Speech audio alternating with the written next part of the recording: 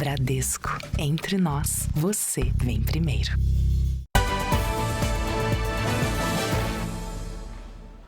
Olá, boa noite. Boa noite para você. Uma nova modalidade de estelionato está no radar da polícia em São Paulo. Os golpistas se apresentam como investidores financeiros com a promessa de rendimentos vantajosos, mas depois somem com o dinheiro das vítimas. Um contrato autenticado em cartório ajudou a convencer a vítima. Com a promessa de um lucro de 5% ao mês, este senhor entregou R$85 mil a um homem que se apresentou como investidor autônomo. Todas as economias que eu tinha.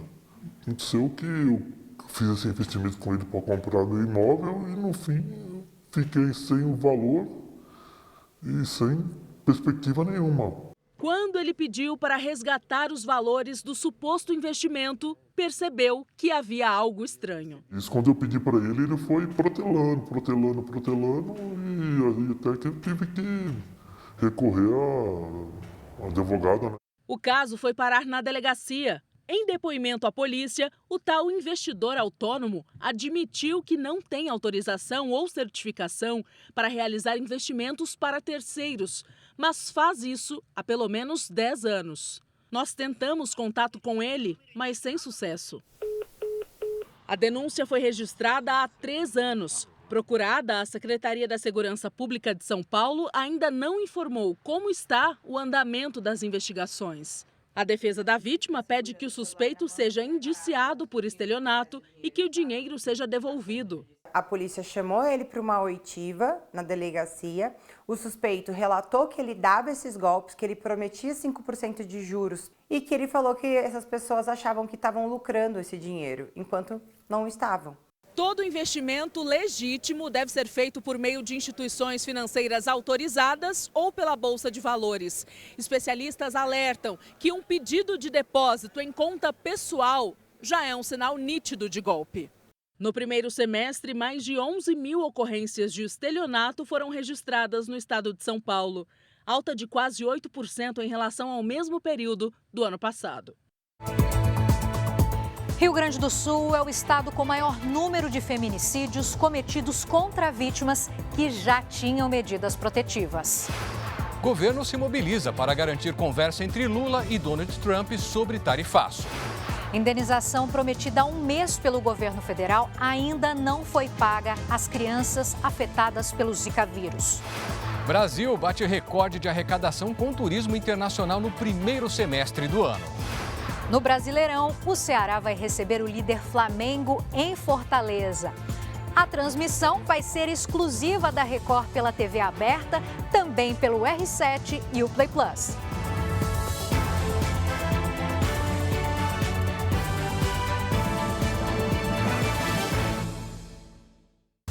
Oferecimento Bradesco, cartões de crédito com benefícios de estrela de cinema.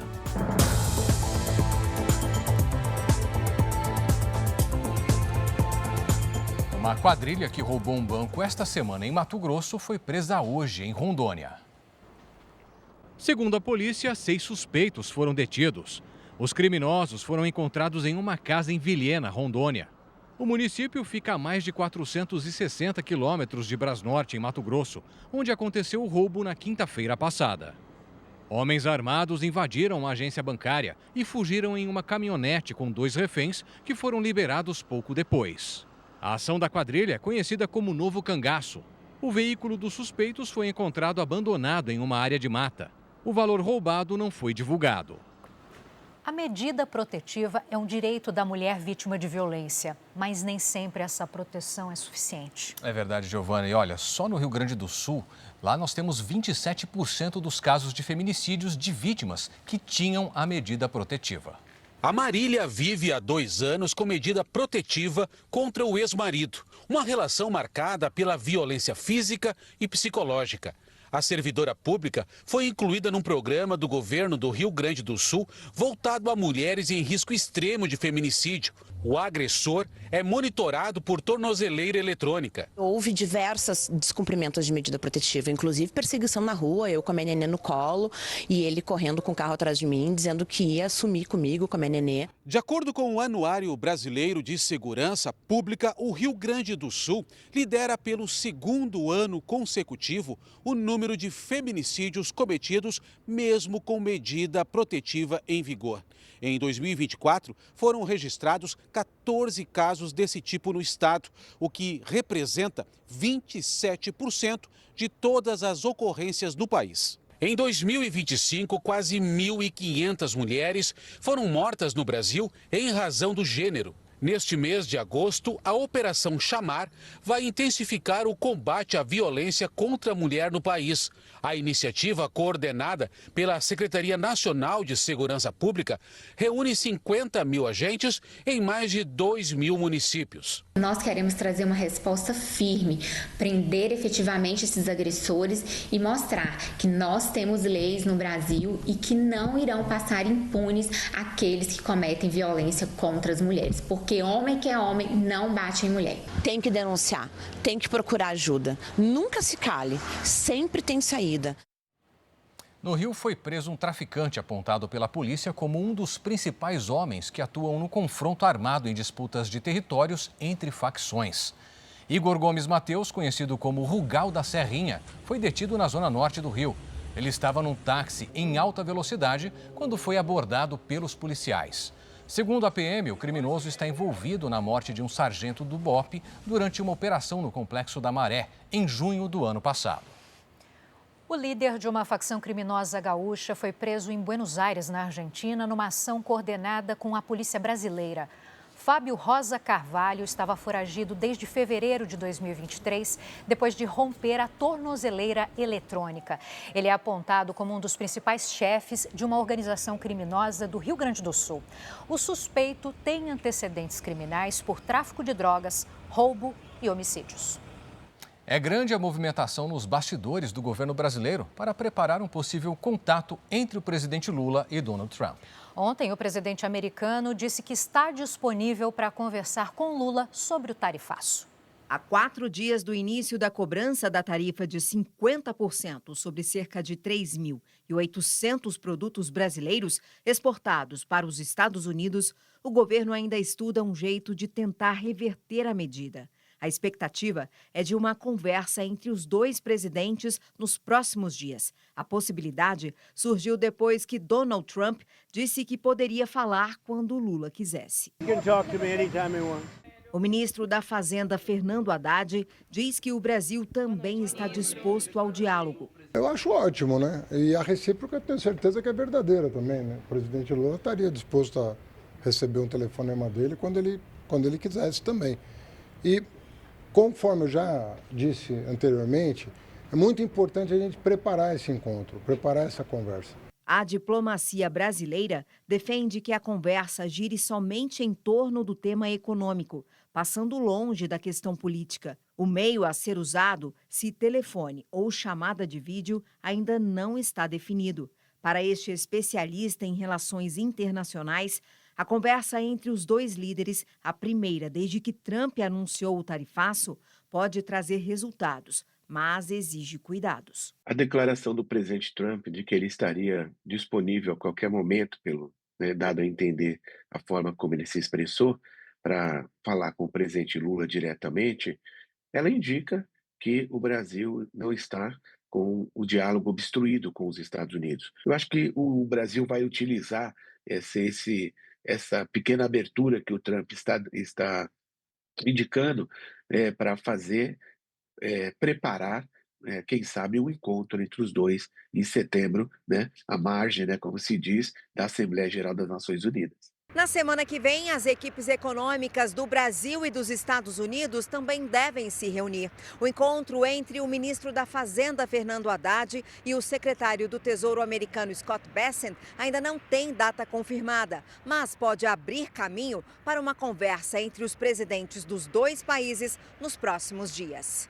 Para a oposição, a conversa tem que partir do lado brasileiro. Eu acho que o Lula tem o dever de ligar para o presidente americano, até para preservar os brasileiros que vão pagar a conta desse tarifaço, e ele deve iniciar a conversa já pedindo desculpa ao Trump por ter, no passado bem recente, relacionado o Trump ao fascismo, ao nazismo. O Lula tem que ligar, tem que ser humilde nesse aspecto para a gente preservar o Brasil de algo muito pior que pode vir por aí.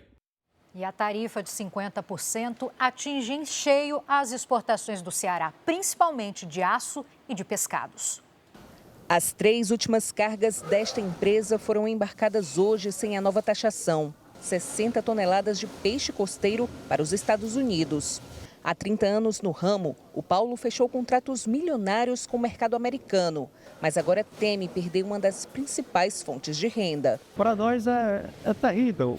É um mercado grande e importante para o setor, difícil de substituir. Não é fácil você abrir mão de mercados quando você trata de empresas de exportação. Toda vez que você perde o mercado, é terrível. Em 2018, nós perdemos a União Europeia e agora nós perdemos o mercado americano. Nós estamos cada vez mais acuados. Em 2024, os pescados foram o segundo produto mais exportado pelo Ceará para os Estados Unidos, ficando atrás apenas do aço. Somente em pescados, o estado exportou 54 milhões de dólares, sendo 52 milhões destinados ao mercado americano. Nos últimos anos, o Ceará assumiu a liderança nacional na exportação de pescados. De janeiro a junho deste ano, 51% das exportações do Ceará tiveram como destino os Estados Unidos. Nenhum outro estado brasileiro depende tanto do mercado americano. É por isso que o tarifaço gera tanta preocupação por aqui. Todas as mercadorias que estiverem em água até 7 dias da assinatura da ordem vão ser beneficiadas pela isenção de tarifas, não irão pagar. E isso, o importador lá interno, os empresários americanos, terão até dia 25 de outubro para recolher os impostos e liberar a mercadoria. Isso deu, de alguma forma, um fôlego para todos correrem. Enquanto isso, empresários como Paulo buscam alternativas para escapar do prejuízo. Nós estamos aguardando o governo do estado que já se propôs a comprar boa parte do produto para utilizar na alimentação que o Estado fornece para todo esse serviço social dele. É uma ótima saída para nós no momento, mas nós precisamos de segurança para trabalhar. Os Estados Unidos são o principal destino do café brasileiro e o Brasil é o principal fornecedor. Com tarifaço, os produtores apostam em 2 saídas: retirar o produto da sobretaxa ou o caminho mais difícil, que é buscar novos mercados. Com a maior parte da produção já colhida, o Sérgio teme pelo futuro do setor nesse momento de incerteza. Nem todos os produtores meio que se prepararam para algo semelhante. Então, aquele produtor que de repente não fez um café futuro e que precisa vender agora, ele vai ter problema, ele vai ter prejuízo. Produtores de café de todo o Brasil estão apreensivos com os efeitos da sobretaxa de 50% imposta pelos Estados Unidos. O país é o principal destino do café brasileiro, respondeu por 16% das exportações do ano passado. A expectativa é que a nova tarifa entre em vigor a partir de quarta-feira. Se for mesmo mantida, o consumidor brasileiro também vai ser afetado. Especialistas avaliam que, em um primeiro momento, com mais oferta de café no mercado nacional, o preço deve cair. Mas em pouco tempo, pode faltar café nas prateleiras. Se você tem uma queda de preço, você certamente vai ter seu preço abaixo do valor de produzir. O que acontecerá nos próximos anos? Vai faltar o produto e aí volta ou não existir ele na prateleira ou acontecer preços altos de novo. Representantes do setor acreditam que o produto ainda possa ser retirado da lista imposta pelos Estados Unidos.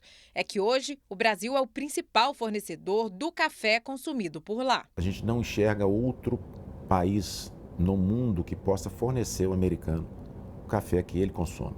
Então, ou ele vai mudar de hábito, ou ele vai pagar mais. Para evitar perdas, os produtores apostam no aumento da exportação de café para outros países. China, Índia, são novos mercados que têm apreciado o nosso café e com potencial muito grande, né? Porque nós todos sabemos o quanto, né, de população tem disponível aí para começar a tomar um cafezinho.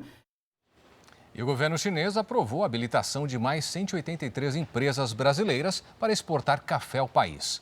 A permissão para abastecer o mercado chinês vale por 5 anos.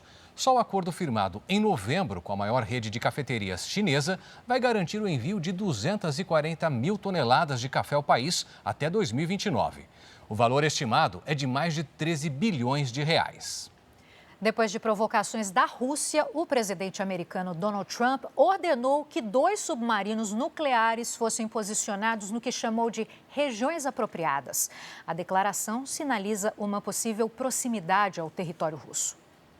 A decisão de Donald Trump foi uma resposta às declarações do ex-presidente russo Dmitry Medvedev. O aliado de Vladimir Putin afirmou que o ultimato do republicano para o fim dos confrontos na Ucrânia é um passo rumo à guerra. Medvedev disse ainda para Trump lembrar que a Rússia possui capacidade para um ataque nuclear. Um dia depois, por medidas de segurança, Trump ordenou que 2 submarinos nucleares americanos fossem reposicionados, mas não especificou onde. Os Estados Unidos têm um total de 14 submarinos nucleares da classe Ohio. Cada um deles é capaz de transportar até 24 mísseis balísticos que podem lançar múltiplas ogivas termonucleares a até 7.400 quilômetros de distância. Essa é uma rara ameaça nuclear de Donald Trump contra a Rússia. A Marinha e o Pentágono se negaram a comentar a declaração do presidente ou revelar informações sobre os submarinos citados. Nos últimos meses, o republicano tem cobrado o fim da guerra entre a Rússia e a Ucrânia.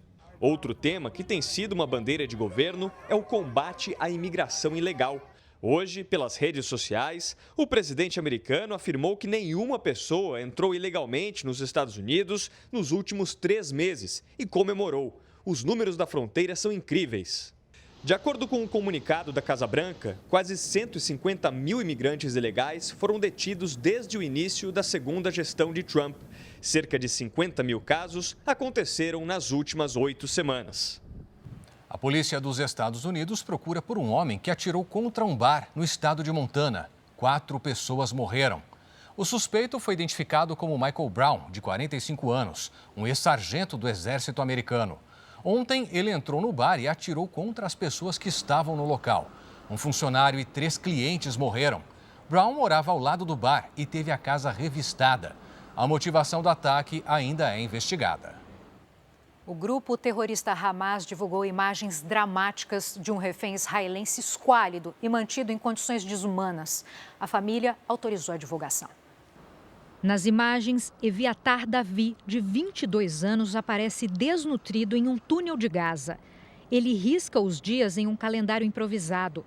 O israelense foi capturado durante um festival de música no sul de Israel em 7 de outubro de 2023 e, desde então, permanece em cativeiro.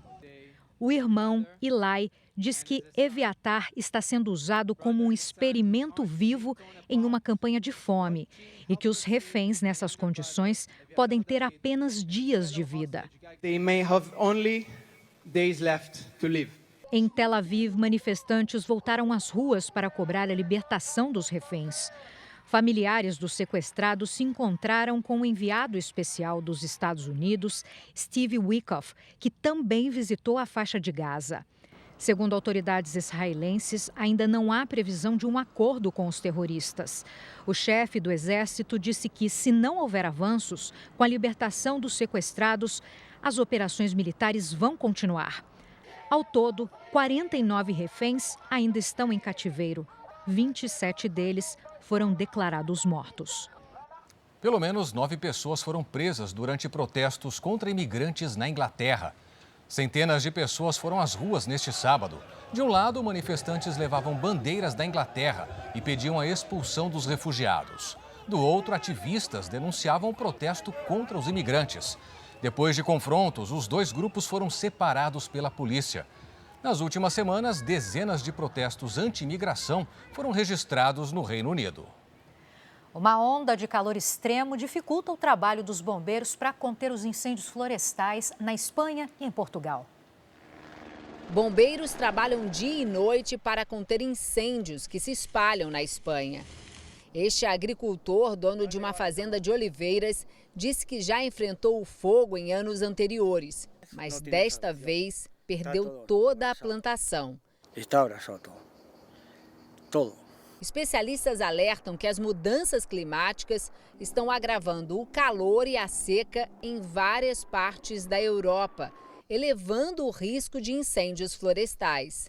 Aqui em Portugal, além das condições climáticas favoráveis para que o fogo se espalhe, as autoridades acreditam que muitos desses focos foram provocados de forma criminosa. Na última semana, a polícia portuguesa prendeu 6 suspeitos. Um dos mais graves atingiu a região de Arouca, uma zona montanhosa e coberta por vegetação densa, o que dificultou a atuação dos bombeiros. Imagens de satélite mostraram a fumaça se espalhando pelo norte de Portugal. Os moradores temem que, se o vento não diminuir e as temperaturas continuarem altas, o fogo seguirá fora de controle. Perto da fronteira com a Espanha, o Parque Nacional do Gerês sofreu com as chamas. Turquia, Albânia e Grécia também enfrentaram incêndios.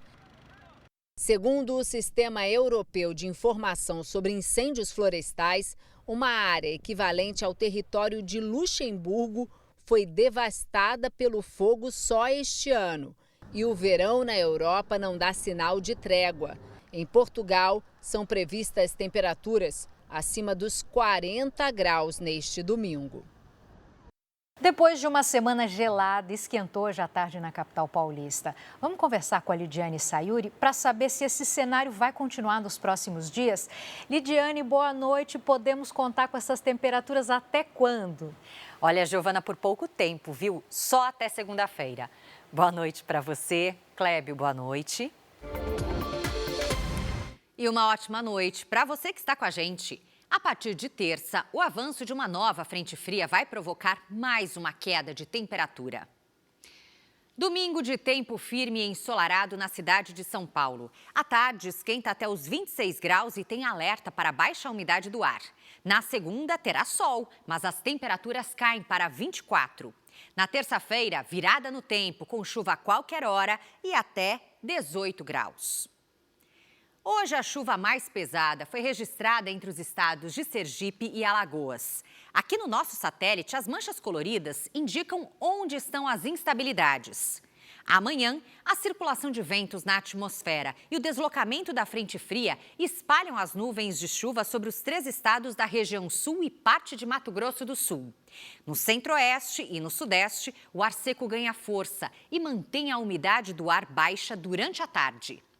Faz até 21 graus em Florianópolis, em Vitória, 26, 28 em Goiânia, em Fortaleza, 29 e até 33 em Manaus. Vamos às participações do Tempo Delivery. O Rogério está de olho na previsão para a cidade de Neves Paulista, interior de São Paulo. Oi, Rogério. Predomínio de tempo firme e ensolarado nos próximos dias. À tarde, as máximas ficam entre os 28 e 29 graus, com alerta para baixa umidade do ar. O Edson é de Barra dos Coqueiros, Sergipe. Boa noite, Edson. Até terça-feira, tempo bastante instável. O sol aparece e as pancadas vêm a qualquer hora. Já os termômetros não variam tanto, com máximas de 26 graus. Apareça por aqui também, poste uma mensagem nas redes sociais com o nome de uma cidade e a hashtag você no JR. Giovana, Clébio.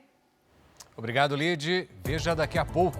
Equipes de resgate tentam localizar trabalhadores presos em mina de cobre, a mais de 1.200 metros de profundidade.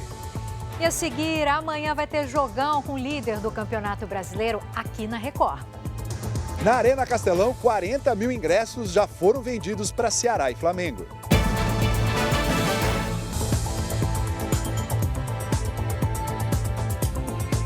O atacante do Flamengo, Bruno Henrique, foi denunciado ao Superior Tribunal de Justiça Desportiva por suposta manipulação dos resultados.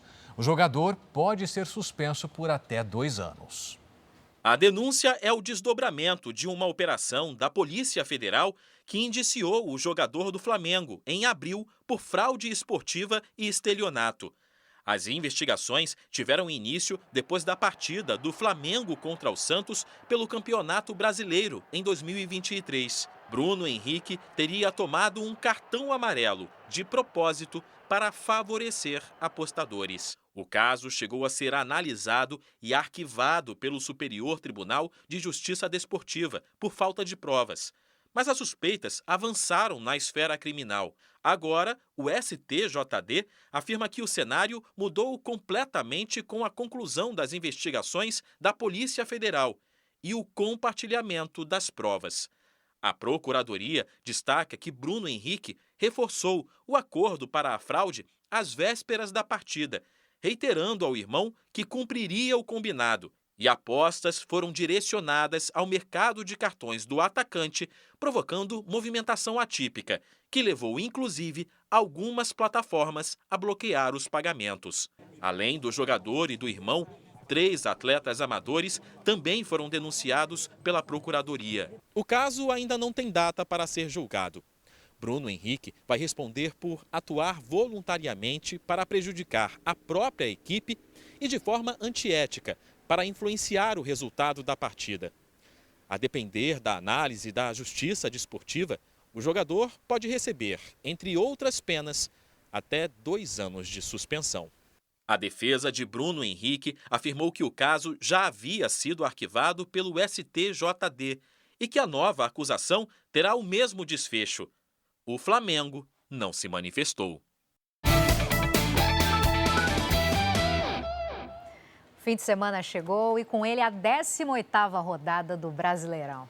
Giovana, e hoje quem está com a gente é o Bruno Piscinato. Ceará e Flamengo, jogo que a Record vai transmitir amanhã a partir das 6 da tarde, envolve 2 torcidas completamente apaixonadas. Vamos falar com o Bruno. Boa noite para você, Bruno. Fortes emoções, né? Fortes emoções, extremamente apaixonadas, como você disse. Boa noite, Giovana, também. Boa noite a todos. Certamente a Arena Castelão vai virar um caldeirão amanhã. Os cearenses prometem uma linda festa para empurrar o time da casa, tentando a vitória contra o líder do campeonato.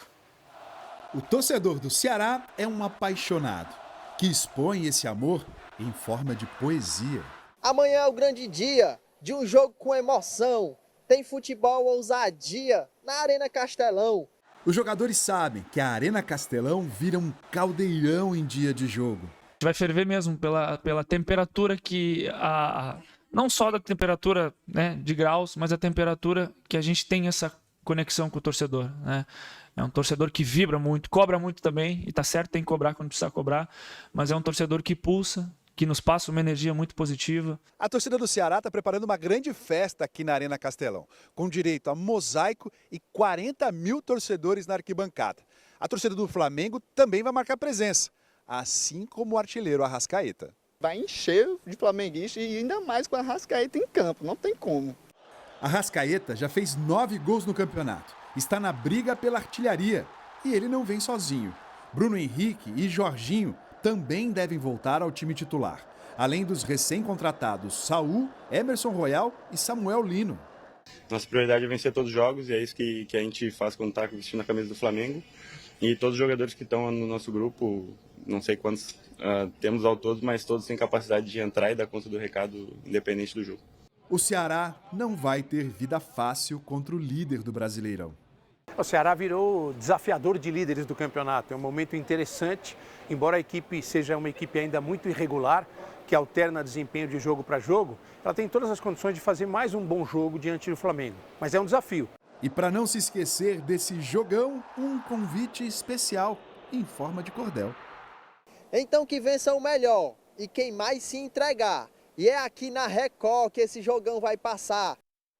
É isso aí. E a rodada do Brasileirão já começou. No Recife, o Sport empatou com o Bahia em 0-0 e continua sem vencer no campeonato e na última posição com apenas 6 pontos. Neste momento, o Mirassol joga contra o Vasco no interior de São Paulo. A partida está 3-2 para o Mirassol. A rodada de sábado ainda vai ter Fluminense e Grêmio no Maracanã. E não se esqueça, como ele disse ali na música, amanhã a Record, o R7 e o Play Plus transmitem Ceará e Flamengo, ao vivo, a partir das 6 da tarde, pela penúltima rodada do primeiro turno do Campeonato Brasileiro. Encontro marcado, Giovana, Clébio. Programação de domingo, né? Exatamente. Muito obrigada, Bruno. O jornal. E o ônibus de uma torcida organizada do Bahia tombou na estrada a caminho do Recife. O veículo transportava 50 torcedores que assistiriam ao jogo contra o Sport. 10 pessoas ficaram feridas. E veja agora os destaques do Domingo Espetacular. Na sua visão, por que ele não parava? Porque ele queria me matar e eu não estava morta. Exclusivo. 61 socos em apenas 36 segundos. Não existe nenhuma dúvida de que o que aconteceu foi uma tentativa de feminicídio. No Domingo Espetacular, a primeira entrevista da promotora de vendas Juliana Garcia dos Santos. Eu não me senti segura para sair de dentro do elevador, porque ali era o único lugar que, caso algo acontecesse, eu seria vista. Como é que você classifica o nível de ciúmes que ele tinha em relação a você? Uma relação tóxica e abusiva. Nenhum covarde inicia um relacionamento batendo nessa mulher. Ele inicia sendo um príncipe encantado. Violência doméstica não tem classe social, raça ou cor. Eu escolhi mulheres que decidiram estudar o assunto ou foram vítimas desse crime. Dói muito, doeu muito, eu fiquei muito frágil emocionalmente. Histórias que mostram a coragem de se denunciar o agressor. Um ano depois da tragédia com o avião da Boa e Paz, o Domingo Espetacular tem acesso a registros inéditos de passageiros momentos antes da decolagem. Eles mataram 62 pessoas, arrasaram com 62 famílias. A gente nunca imagina, né, que seria a última vez. Uma reconstituição feita com a inteligência artificial mostra os últimos instantes da aeronave no ar. É no Domingo Espetacular, logo após o Brasileirão. A seguir, o fim da história da cachorrinha que viajou mais de 300 quilômetros escondida no motor do carro.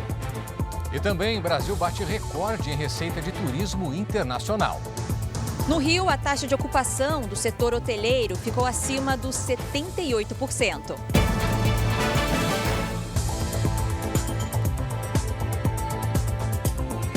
Foram enterrados os corpos de um policial e de uma estagiária de direito que morreram em um acidente no interior de Goiás. Uma câmera de segurança registrou o momento em que a viatura saiu da estrada ao desviar de um caminhão que invadiu a pista contrária. As imagens mostram quando o caminhão de lixo desviou de um carro parado no acostamento e invadiu a pista do outro sentido. Para evitar a colisão, o motorista da viatura saiu da estrada, perdeu o controle do veículo e capotou várias vezes até parar no meio de um pasto.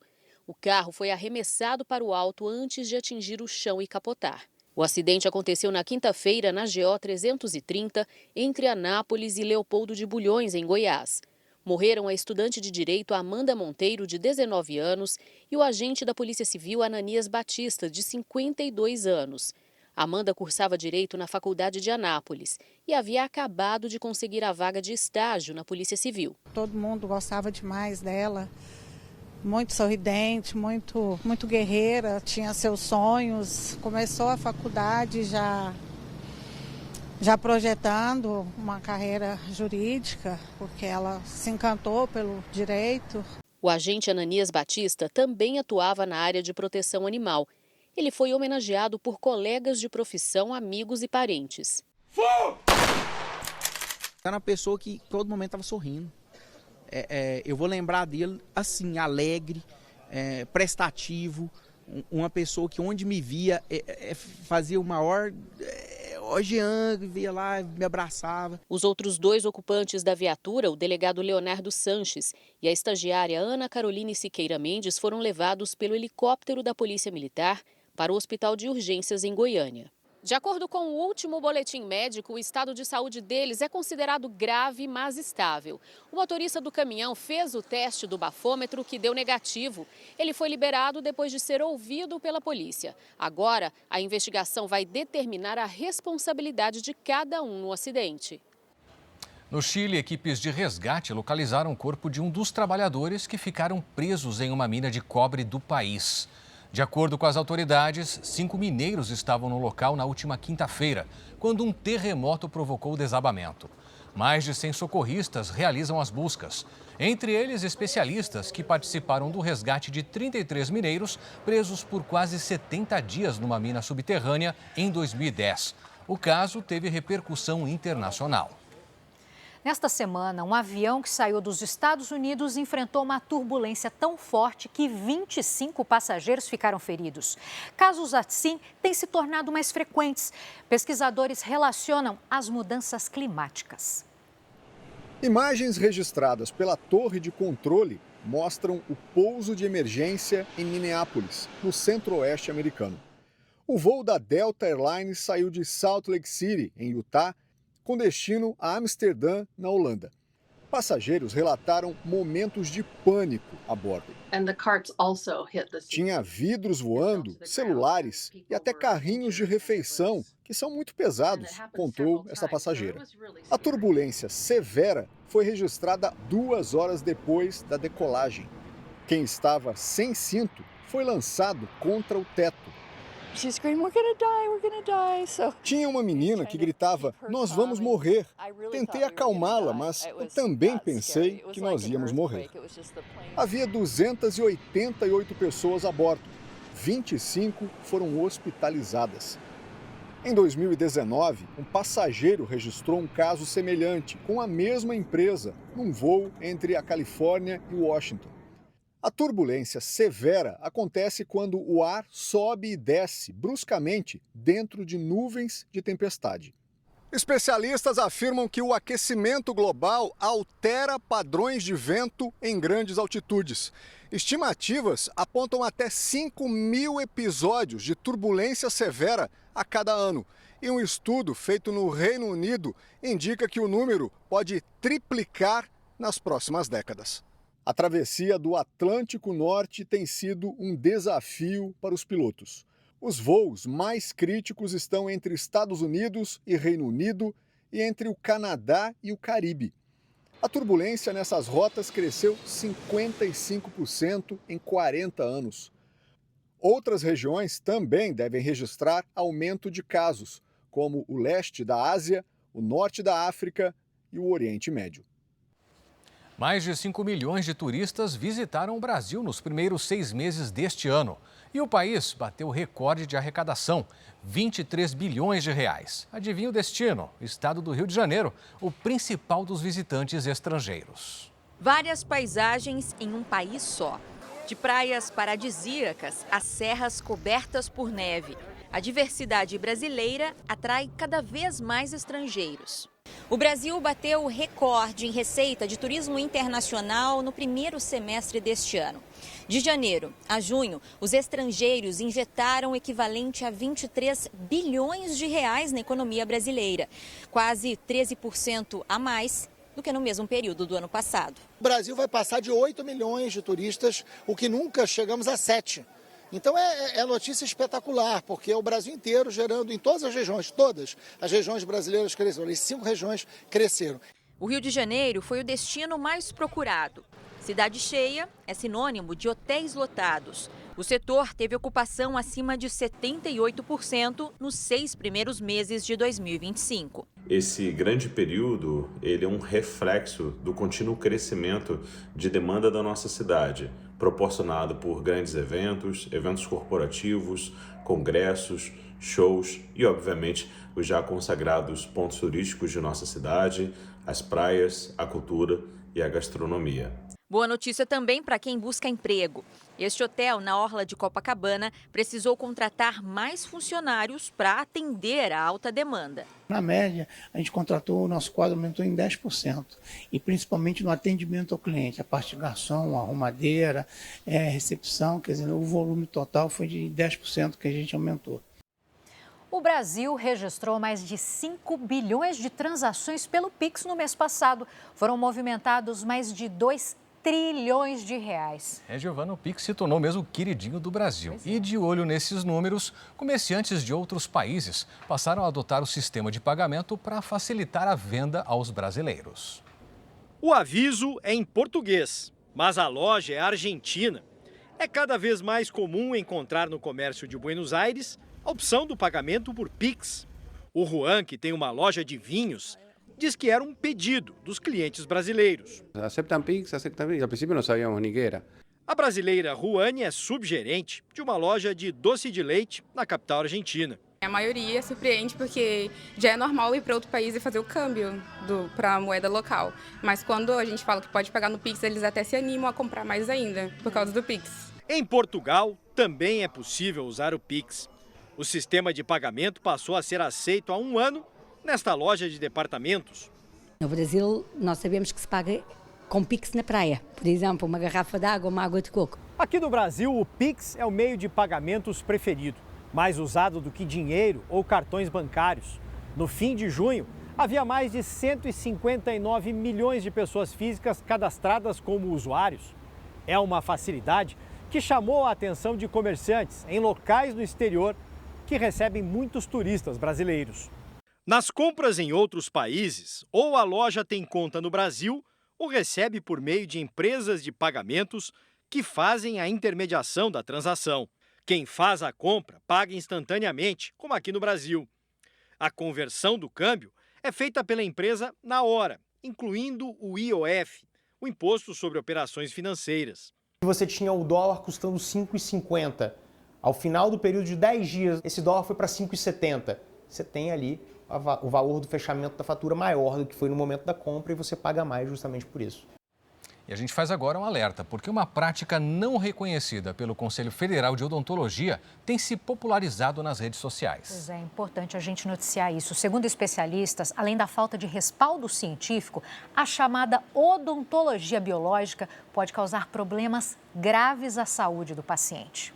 Foi numa rede social que a Maria Lúcia ficou sabendo da odontologia biológica. Eu acreditei naquilo ali, tá? Porque ela falava de artigos, embasamento. Ela procurou um dentista que fazia esse tipo de tratamento. Ele me recomendou tirar todas as amálgamas e ele fez a extração de um dos dentes, né? Tava esperando ver uma raiz preta, uma coisa assim que estava causando, né, tudo de ruim que eu ainda tinha. Não, era uma raiz bem branquinha, bem limpinha, imensa. A odontologia biológica alega, sem comprovação científica, que o uso de substâncias como flúor, por exemplo, de implantes e até tratamentos de canal estariam relacionados a casos de câncer, de Alzheimer ou autismo. O Conselho Federal de Odontologia não reconhece a prática como especialidade e encaminhou uma denúncia à Advocacia Geral da União, pedindo providências. Coloca a saúde da população em risco, sem evidência científica. Então essa especialidade não é especialidade, ela não existe. Quando você se denomina especialista de uma especialidade que não existe, você está sujeito a tomar um processo ético. Por mais simples que pareça, antes que um procedimento odontológico seja feito num consultório, ele precisa ser validado. E isso envolve diversas fases. Tem a pesquisa, que sempre é supervisionada. Tem a revisão do conteúdo estudado e ainda a publicação dos resultados no meio científico. Se houver eficácia comprovada, daí sim, o profissional pode usar a técnica como forma de trabalho. Dentistas e professores de odontologia estão escrevendo um livro com embasamento científico apontando o que consideram errado na odontologia biológica. Para ficar até bem claro, ela não é algo que se soma à odontologia convencional, ela não vem como uma prática conjunta, ela sempre contrapõe à odontologia convencional. Qualquer tratamento que não tem lastro científico, ele está usando as pessoas como cobaia. Isso é uma grande verdade. Para os especialistas, a prática precisa ser denunciada. A gente vê isso daí, um charlatanismo, uma medida contra a saúde e também a informação pública, né? Eu acho que a gente tem um pouco essa tendência, né, de querer uma solução meio que milagrosa, que não existe. Em todo o Brasil, mais de 1.800 crianças têm deficiência causada pelo vírus da Zika. E uma lei recente garante indenização e pensão vitalícia para as famílias, viu, Giovana? Mas o benefício ainda não começou a ser pago. Ayla Freitas, de 9 anos, nasceu com microcefalia, devido ao vírus da Zika contraído pela mãe durante a gravidez. A rotina com uma criança exige muitos cuidados e dedicação exclusiva. Os cuidados dela vêm em primeiro lugar. E aí as contas acaba que aperta, né? nunca fecha, nunca vai fechar. Os gastos com uma criança com microcefalia são altos. Algumas fases do tratamento não são bancadas pelo SUS e nem todos os medicamentos são gratuitos. A família hoje vive com benefício social de um salário mínimo, além de doações de amigos. Vou ter que comprar algumas medicações dela e eu não tenho condições para isso. Segundo o Ministério da Saúde, o Brasil hoje tem cerca de 1.800 crianças com deficiência causada pelo vírus da Zika. Há um mês foi publicado em Diário Oficial da União uma lei que garante a indenização de R$50 mil e pensão vitalícia de cerca de R$8 mil para essas famílias. Mas o benefício, até o momento, não foi pago pelo governo. A lei entrou em vigor no dia 1º de julho e não tem sido cumprida pelo governo. Sem a pensão e com pouca ajuda, as mães não sabem a quem apelar. Para a gente iria ajudar e muito, na forma de que a gente não ia poder ter que ficar mais se desgastando tanto para poder conseguir as coisas. Iria parcelar as coisas? Iria, mas eu iria conseguir comprar sem pedir nada para ninguém.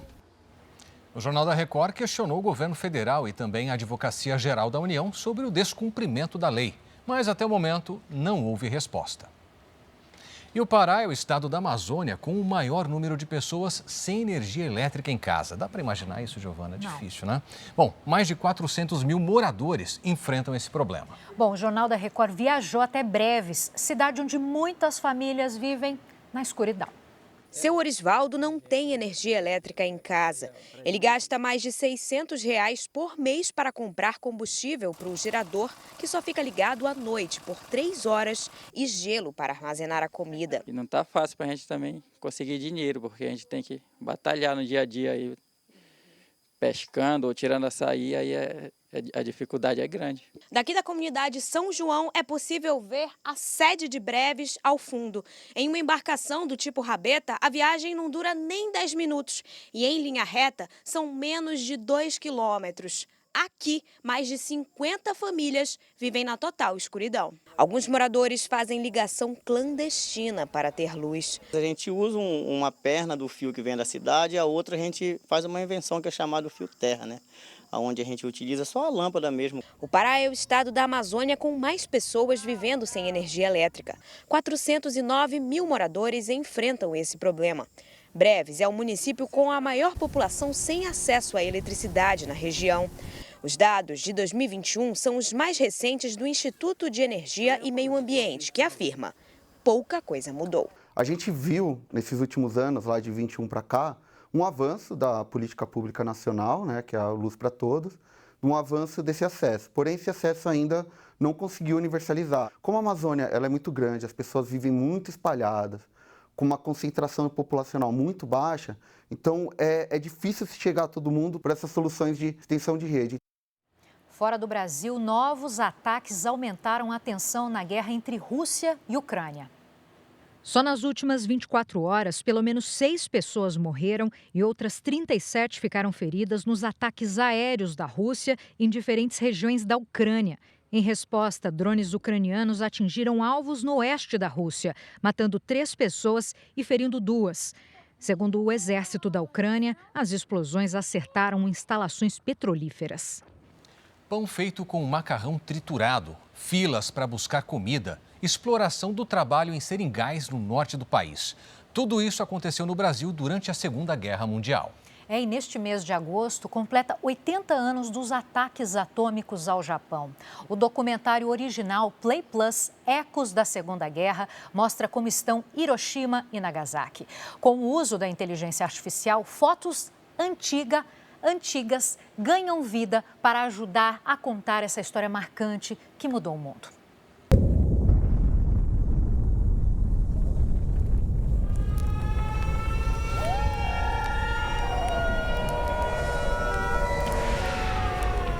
Senti o que é bomba atômica. Pessoa gritando, andando assim, todo mundo andando assim. Eles tiveram uma explosão de uma mina que existia no local. Aí ela teve essa perda de audição total nesse lado. Há uma decisão do governo alemão, do governo nazista, de atacar mais próximo à costa brasileira. Vital de Oliveira Ele naufragou em cerca de 3 minutos apenas. E o navio foi fazendo isso, e desceu. A gente vivia as consequências da guerra, né? Praticamente todos os alimentos eram racionados, né? A borracha era um recurso fundamental para a guerra.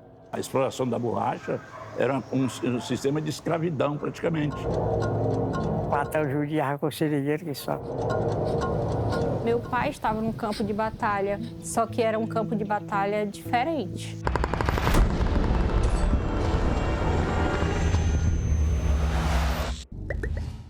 O documentário original Ecos da Segunda Guerra estreia segunda-feira e vai estar disponível no Play Plus, o streaming da Record. Agora, no Japão, a polícia emitiu um alerta sobre o risco de armas de brinquedo que podem disparar munição real. Dá para acreditar? Tem coisas que a gente realmente vê, mas não acredita, né, Giovana? Esse é um caso. E olha, cerca de 16 mil unidades já estão sendo recolhidas no país por risco grave à segurança. Os brinquedos estavam disponíveis em máquinas em que o consumidor tenta pegar um prêmio. Esse tipo de equipamento é muito popular no Japão. O modelo, feito de plástico, é colorido. Mas testes da polícia mostraram que o brinquedo funciona de forma muito semelhante a uma arma de verdade. Foram importadas cerca de 16 mil dessas armas de brinquedo, todas vindas da China. Segundo autoridades, elas foram distribuídas em 31 lojas diferentes pelo país. A polícia pede que qualquer pessoa que tenha um objeto como esse entregue em um posto policial. O prazo para entrega voluntária é até 31 de dezembro. Depois disso, a posse será considerada crime. Além das unidades localizadas recentemente, a polícia japonesa ainda busca outros 16 modelos parecidos que podem ter mecanismos similares. Até agora, não há registro de acidentes fatais envolvendo essas armas.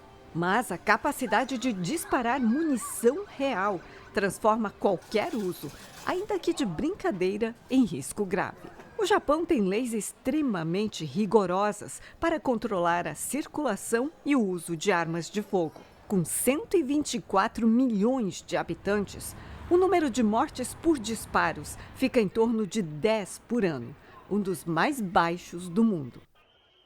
E olha que notícia boa agora. Um novo medicamento, ainda em fase de testes, pode ajudar pacientes que sofrem, Giovana, com a apneia do sono, que é quando a pessoa deixa de respirar enquanto dorme.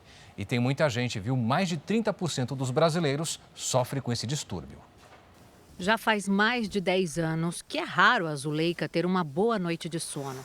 A aposentada de 71 anos sofre de apneia. Dormir para ela é um tormento.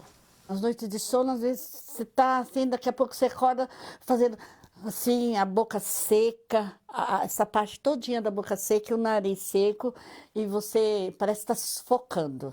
A apneia é um tipo grave de distúrbio do sono que afeta 3 em cada 10 brasileiros. Quem convive com um problema pode ficar sem respirar por pelo menos 10 segundos e várias vezes em uma mesma noite. Um medicamento desenvolvido por pesquisadores norte-americanos poderá dar mais qualidade de vida aos pacientes. O estudo revelou resultados positivos com o uso de uma pílula que, se aprovada, poderá revolucionar o tratamento contra a apneia do sono. Com a musculatura do corpo relaxada e ao dormir de barriga para cima, por exemplo, a base da língua escorrega para a garganta e impede a passagem do ar. O novo medicamento deverá ajudar a manter as vias aéreas desobstruídas durante o sono. Quem sofre de apneia dorme mal e, por isso, tem sonolência durante o dia, além de dor de cabeça e dificuldade de concentração. Também corre mais risco de ter infarto e acidente vascular cerebral, AVC. Para este especialista do Hospital Moriá, a pílula em desenvolvimento é um grande avanço. Provavelmente essas drogas, se elas realmente se mostrarem seguras para um uso a longo prazo, elas muito provavelmente vão atuar como coadjuvantes, como uma medicação extra ali no tratamento do paciente. Hoje, o tratamento mais eficaz inclui o uso de uma máscara facial desconfortável, que fica conectada a um aparelho durante toda a noite. Um alívio que a pílula pode trazer. Se esses remédios que estão falando for bom, oxa, seria cobaia.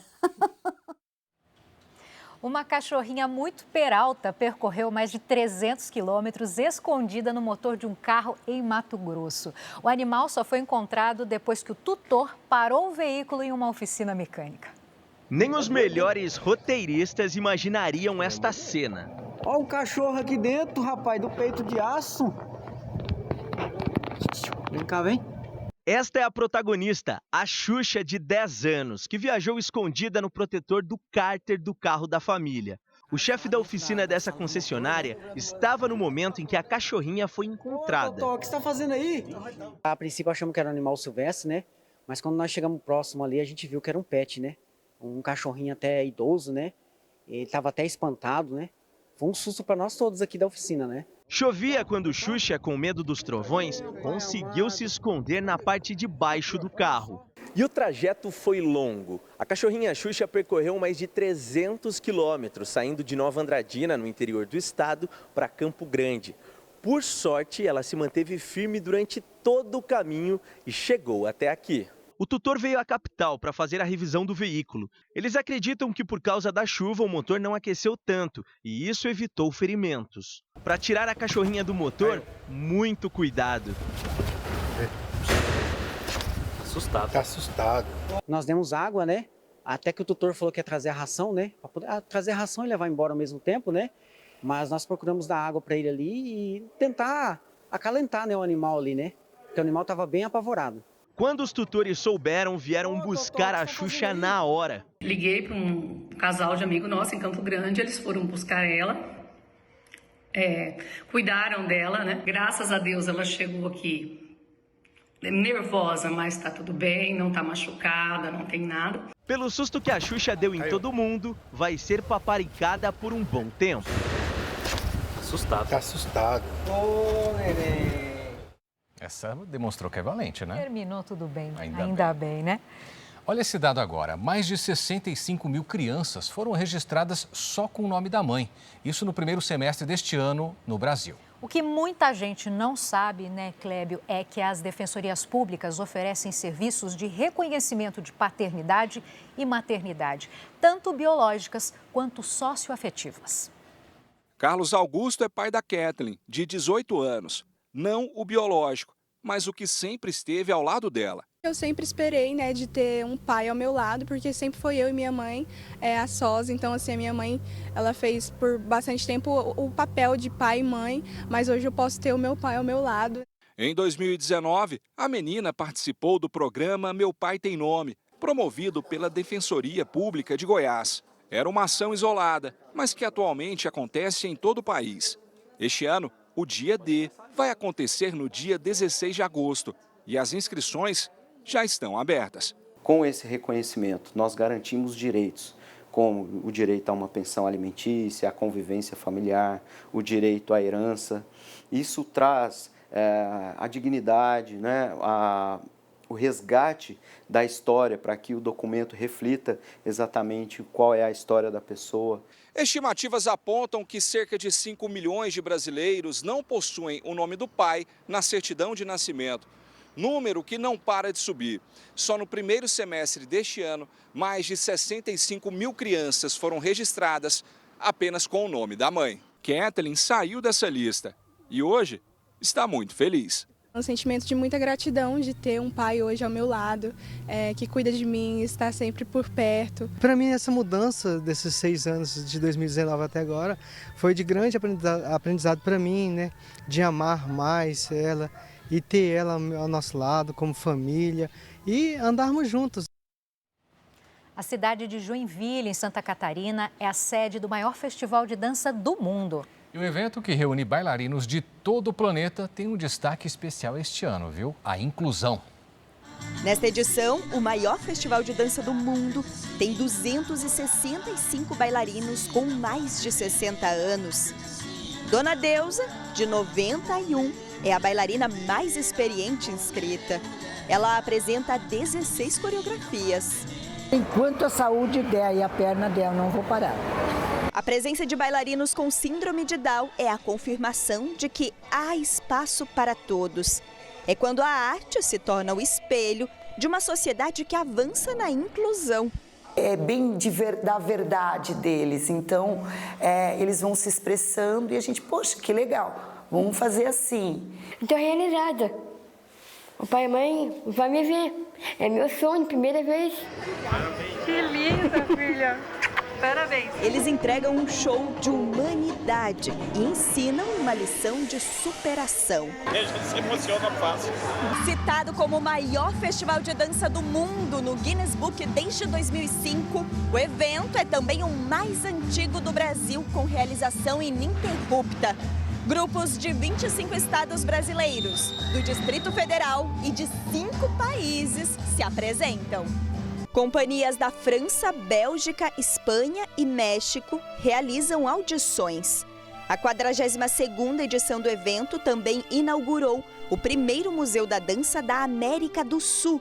Quase 400 mil pessoas e 16 mil bailarinos estão passando por Joinville. 80 bailarinos com deficiência interpretam coreografias. Todas essas coreografias que estão no contexto da Mostra Dança para Todos, elas participam de igual forma em toda a programação do Palco Aberto durante os 13 dias de realização do evento. E quando a plateia não pode sair do lugar, o palco é que vai até ela. Grupos do festival têm levado a arte para dentro dos hospitais. O festival mostra que todo corpo tem algo a dizer, não importa o ritmo. A mostra que não importa que a gente esteja numa cadeira de roda, né? Importa que a gente estamos felizes aqui, fazendo parte desse evento, onde traz milhares de pessoas do nosso Brasil para estar presente na dança. O Jornal da Record termina aqui, mas você pode assistir a edição de hoje completa ou ouvir a nossa versão em podcast no Play Plus e em todas as nossas plataformas digitais. E não se esqueça, a programação da Record está ao vivo de graça no Play Plus. Agora você fica com a Patrulha do Consumidor no Cidade Alerta, edição de sábado. Na sequência, tem Super Tela com o filme Gaiola Mental. Você não pode perder. Boa noite, bom domingo. Boa noite, bom domingo.